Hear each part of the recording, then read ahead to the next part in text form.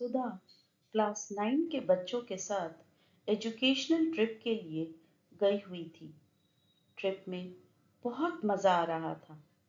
रात के समय अपने क्लास के लड़कियों के साथ बातें करते हुए उसे अपनी स्कूल का समय आंख के सामने से घूम गया। वह अपने बीते दिनों को याद करने लगी।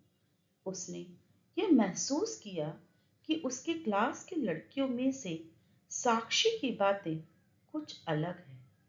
उन लड़कियों की बातें सुनते सुनते सुधा अपने पुराने वक्त की तरफ खींचने लगी।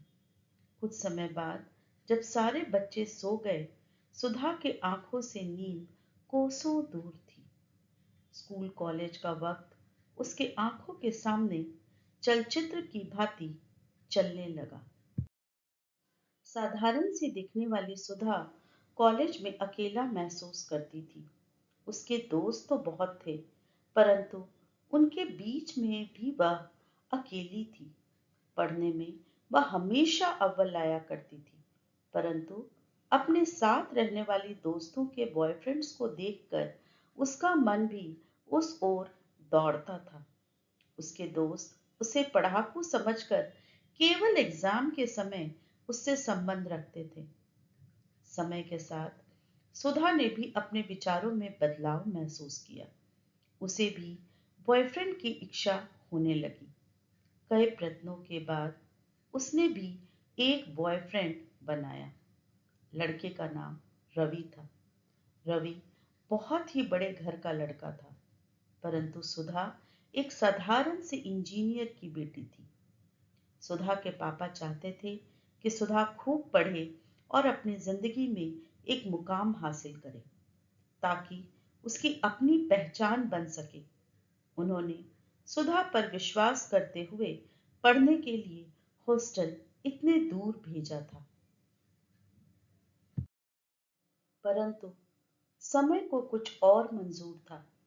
सुधा के दिमाग में प्यार का भूत ऐसा सवार हुआ कि उसे अपना करियर भी उसके सामने छोटा लगने लगा। दिन रात वह रवि के साथ शादी के सपने देखने लगी। उसे बस रवि से शादी करना था। रवि का परिवार एक बिजनेसमैन का परिवार था। रवि एक संयुक्त परिवार में रहता था। जब सुधा ने अपने माता पिता के सामने अपने विचार रखे, तो मम्मी ने बहुत समझाया कि तुम संयुक्त परिवार का मतलब नहीं जानती। तुम हमेशा एक स्वतंत्र परिवार में रही हो। हमने कभी तुम्हारे ऊपर कोई पाबंदी नहीं लगाई है। परंतु सुधा कुछ समझने को तैयार न थी। उसके दिमाग में तो बस प्यार का खुमार चढ़ा हुआ था। माता पिता के समझाने के बाद भी उसने पोस्ट ग्रेजुएशन के बीच में ही रवि से शादी कर लिया। शुरू में सब बहुत अच्छा लगा। धीरे धीरे रवि के माताजी ने सुधा की पढ़ाई को रोक दिया। समय के साथ सुधा को पता चल चुका था कि रवि का माता पिता के सामने कुछ बस नहीं चलता था। उसकी जिंदगी भी सास के अधीन चलने लगी।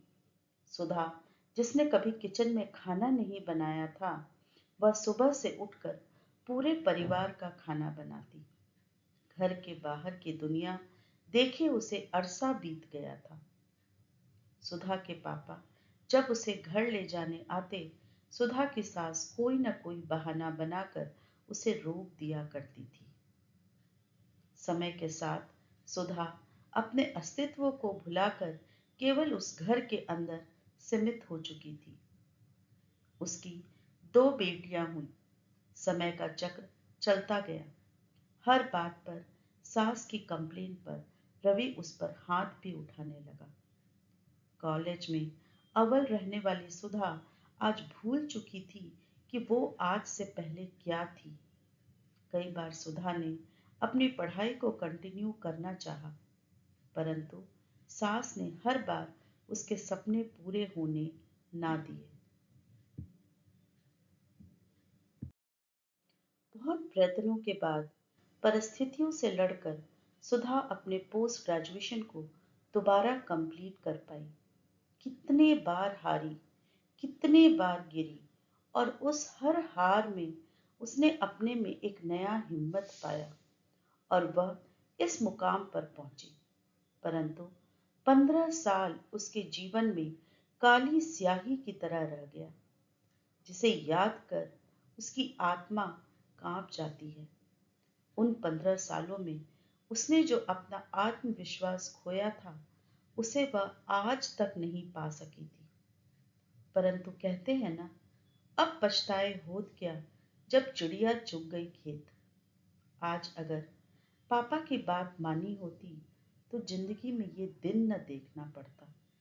उसे याद आने लगा किस तरह उसने अपने मम्मी पापा का दिल दुखाया था, जो आज तक उसे कचोटता है।